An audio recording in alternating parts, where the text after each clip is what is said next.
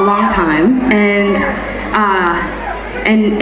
as Tegan was saying earlier, or maybe she didn't, maybe I just made this up, like she was telling me in my mind, but we don't play in Ireland, and certainly not in Dublin very often. Probably not enough, actually, because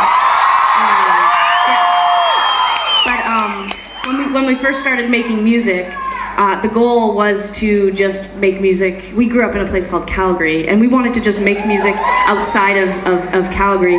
And then we were really lucky because we started touring right away in the United States of America, and we were playing all these great cities, and everything was great. And then the first time we ever went to Europe, we were I think we were like 20 or 21, and it was horrible. And we didn't have credit cards, and we didn't have any money, so we would just stay. The record label put us up in a hotel, and we would just eat like chocolate-covered pretzels, and we'd be starving, and we'd come home and we'd have like sinus infections, and like clumps of my hair would be falling out. Like, it was awesome. But at least you were skinny. Yeah. Hey. No body image. No, we are trying to spread a message that you don't have to be in a bikini to play your guitar. And at the time,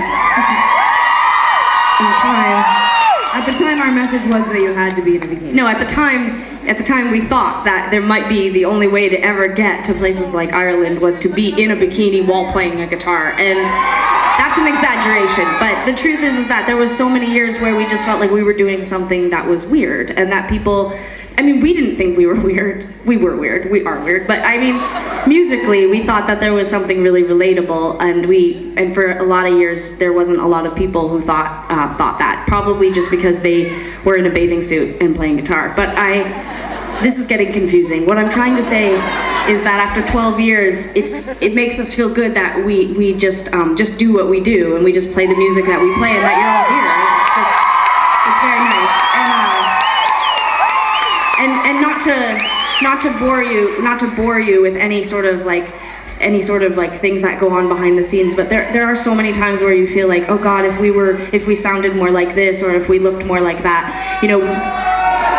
No, I know, it's terrible.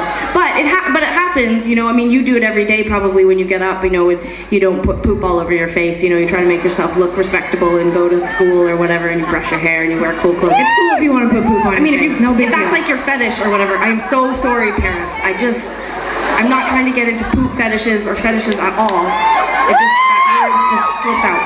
But, anyways, oh my God, all I'm trying to say is that I love that we can come to Dublin and play the most beautiful theater in the world. So thank you so much. It means so much.